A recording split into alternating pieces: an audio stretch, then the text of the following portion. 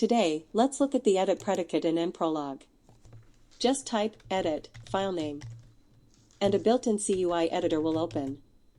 This means you can edit your Prolog files directly inside N-Prolog without switching to an external editor.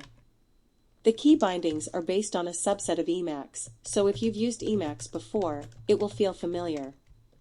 You can also use arrow keys and backspace, so basic editing is very intuitive. When you're done editing, press Ctrl+X, Ctrl+S. That is, *X, to save the file.